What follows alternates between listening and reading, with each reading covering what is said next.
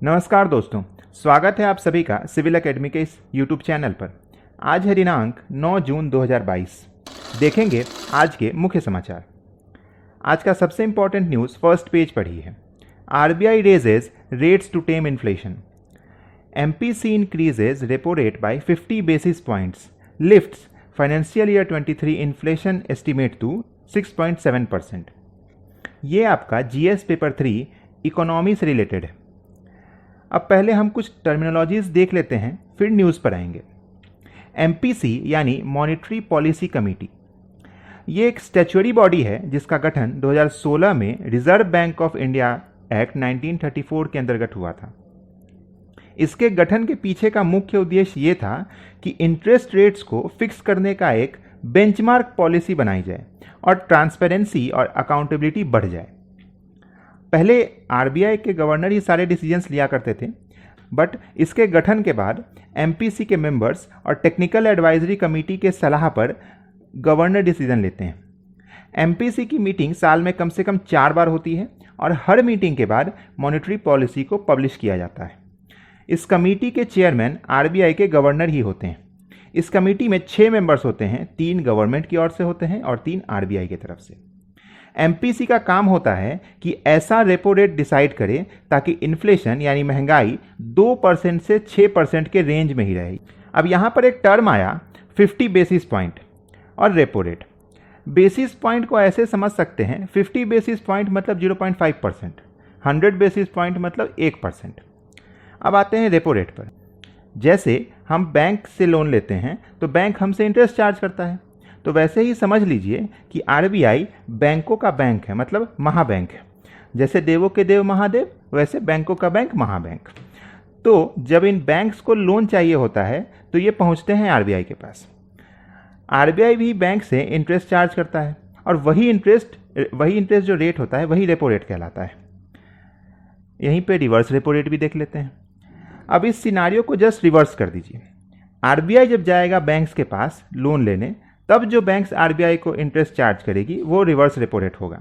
या ये भी कह लीजिए कि जब बैंक्स के पास सरप्लस पैसा हो जाता है तो वो आरबीआई को कहती है कि भैया आप ये पैसे रख लो और मुझे कुछ इंटरेस्ट दे दो, वही आपका रिवर्स रेपो रेट होगा। अब ये तो समझ गए, बट रेपो रेट के घटाने बढ़ाने से इन्फ्लेशन कैसे कम होगा, तो आइए ये भी देखते हैं।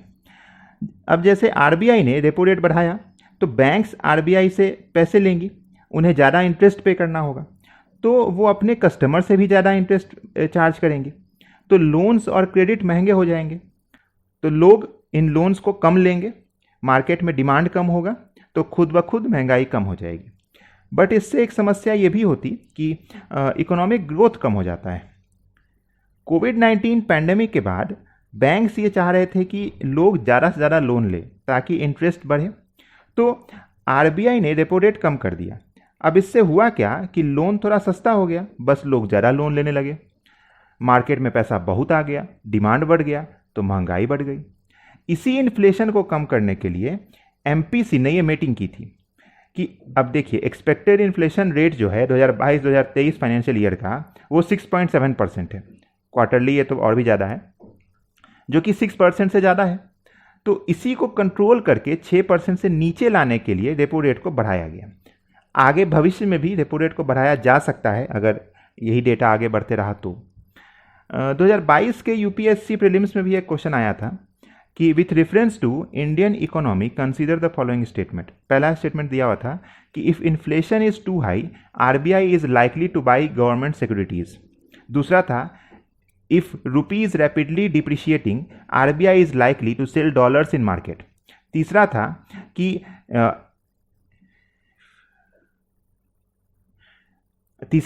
कि if interest rates in the USA और European Union were to fall that is likely to induce RBI to buy dollars. अब पूछा था कि which of the following statements are correct, तो ऑप्शंस था 1 and 2 only, 2 and 3 only, 1 and 3 only और 1, 2 and 3। अब पहला ऑप्शन देखिए, इन्फ्लेशन हाई है मतलब मार्केट में पैसा बहुत है, डिमांड ज़्यादा है।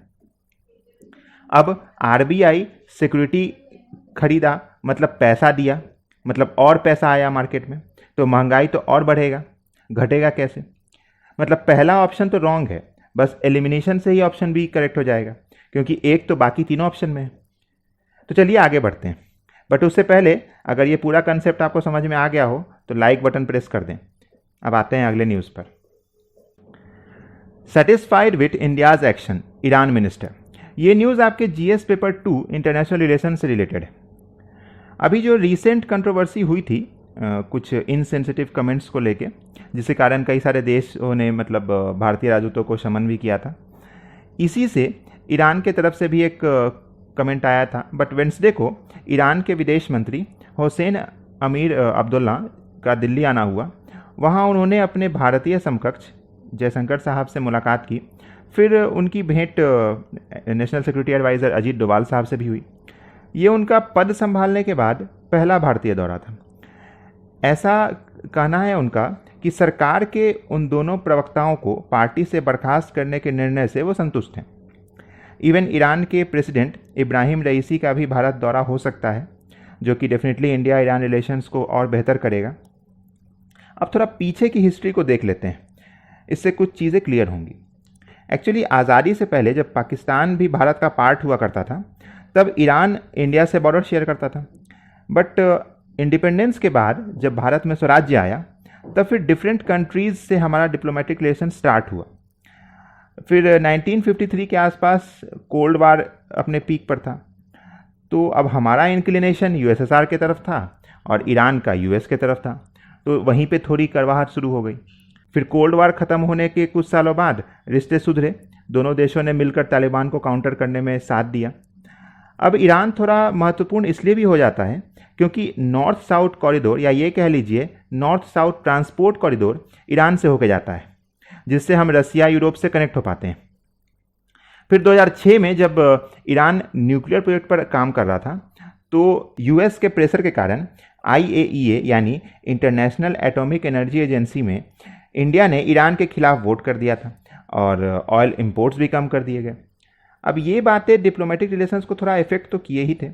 बट फिर 2008 में तत्कालीन प्रेसिडेंट मतलब महमूद अहमद भारत आए थे। तब भारत ने ईरान के साथ एक स्वतंत्र पॉलिसी की बात की थी कि यूएस के प्रेशर से हम आगे ऐसा कुछ भी डिसीजन नहीं लेंगे, मतलब यूएस का कोई भी डिसीजन हम पे इफेक्ट नहीं करेगा। हमारे वर्तमान यशस्वी प्रधानमंत्री का 2016 में ईरान दौरा होता है, जिससे कई इशूज़ पर बातें होती हैं, जैसे कनेक्टिविटी बढ़ाने को लेकर, एनर्जी सोर्सेज को लेकर, या ट्रेड बढ़ाने और इंडियन इन्वेस्टमेंट्स के बारे में भी होता है। इंडिया का ईरान के थ्रू कनेक्टिविटी बढ़ाने का एक रीज़न ये भी है कि भारत का जो ऊपरी भाग है, यानी जो भारत का सर है, एक तो पाकिस्तान की तरफ से कब्जाया हुआ है और दूसरा की तरफ से चाइना है। तो ट्रेड के लिए हमें एक ईजी गोइंग रूट भी चाहिए। 2016 में ही ईरान के साथ एक डील साइन की जाती है कि इंडिया पर्सियन गल्फ में एक गैस प्रोजेक्ट फरजाद बी को डेवलप करेगा। ये नाम ध्यान रखिएगा। इसी बीच ONGC के थ्रू बहुत सारे इन्वेस्टमेंट हुए oil and gas petrochemical projects में वहाँ पे। इवन चाहवार जो पोर्ट है उसका डेवलपमेंट हुआ इंडिया के द्वारा। फिर कुछ दिन बाद यूएस ने ईरान पर सैंक्शन लगा दिए। अब समस्या ये भी है कि अब ईरान इस्लामिक कंट्री है, तो पाकिस्तान के प्रति थोड़ा सॉफ्ट कॉर्नर रखता है, तो कश्मीर के मुद्दे पर यह पाकिस्तान का समर्थन कर देता है। प्लस चाइना का जो बेल्ट एंड रोड इनिशिएटिव है उसका ये पार्ट है। थोड़े इशूज़ तो हैं मतलब इंडिया ईरान रिलेशंस में, बट फ़िलहाल अभी हमारे रिलेशंस बहुत अच्छे हैं नहीं। नियर फ्यूचर में मे बी इन दोनों राष्ट्राध्यक्ष का एक दूसरे से मिलने से हो सकता है कि इंडिया ईरान जो रिलेशनशिप है काफ़ी बेहतर हों। अब आते हैं नेक्स्ट न्यूज़ पर। यह भी आपका GS 3 का टॉपिक है, इंटरनेशनल रिलेशंस से ही रिलेटेड है। India and Vietnam science mutual logistics agreement. जैसा कि आप जानते हैं कि हमारे रक्षा मंत्री श्री राजनाथ सिंह वियतनाम दौरे पर हैं। वहाँ उन्होंने अपने वियतनामी समकक्ष जनरल फैन वैन जियोंग से मुलाकात किया है। दोनों देशों ने म्यूचुअल लॉजिस्टिकल सपोर्ट पर एक MOU साइन किया है। डिफेंस मिनिस्ट्री का जो स्टेटमेंट है कि डेफिनेटली ये joint vision statement existing defence cooperation के स्कोप को इन्हेंस करेगा। वियतनाम ने बहुत कम कंट्रीज़ के साथ ये एग्रीमेंट साइन किया है, तो यहाँ से भी इंडिया वियतनाम रिलेशन काफ़ी इंपॉर्टेंट हो जाता है। और अगर हम ज्योग्राफिकली देखें तो ज्योग्राफिकली भी वियतनाम बहुत इंपॉर्टेंट है। साउथ चाइना सी में ये पड़ता है। हाइड्रोकार्बन के सोर्सेज होने के कारण ONGC का यहाँ कुछ प्रोजेक्ट्स भी हैं। प्लस साउथ चाइना सी में चाइना को कंट्रोल करने के लिए स्ट्रेटजिक पोजीशन है। इंडियन डिफेंस को कभी जरूरत पड़ी तो लॉजिस्टिकल सपोर्ट देगा वियतनाम। इंडिया के तरफ से $500 की लाइन ऑफ क्रेडिट दी जाती है वियतनाम को, प्लस वियतनामीज आर्म्ड फोर्सेस के कैपेसिटी बिल्डिंग के लिए एयरफोर्स ट्रेनिंग स्कूल में language and IT lab set किए जाएंगे और 2 सिमुलेटर्स भी गिफ्ट किए गए हैं भारत की तरफ से। ये सभी एक्ट ईस्ट पॉलिसी के तहत किया जा रहा है, तो इसको ध्यान रखिएगा। अब हम आते हैं आज के क्वेश्चंस पर। आज आपके लिए 3 क्वेश्चंस हैं। पहला, consider following questions about Swaraj party. पहला ऑप्शन है आपके पास, जो पहला स्टेटमेंट है, it was formed due to disagreement over legislative council entry. दूसरा, Motilal Nehru was its first president. तीसरा, it separated from Indian National Congress in 1924। Option है आपके पास 1 only, 1 and 2 only, 2 and 3 only, 1, 2 and 3। दूसरा क्वेश्चन है, the national tribal research institute was inaugurated in which of the state और UT. पहला है कर्नाटका, दूसरा न्यू दिल्ली, तीसरा मध्य प्रदेश और चौथा झारखंड। और तीसरा क्वेश्चन है, defence acquisition council DAC approve the manufacture of Dornier aircraft and Sukhoi Su-30 MKI arrow engines by which institute. Option है आपके पास HAL, DRDO, अडानी एरोस्पेस और इसरो। कल मैंने आपसे 2 सवाल पूछे थे।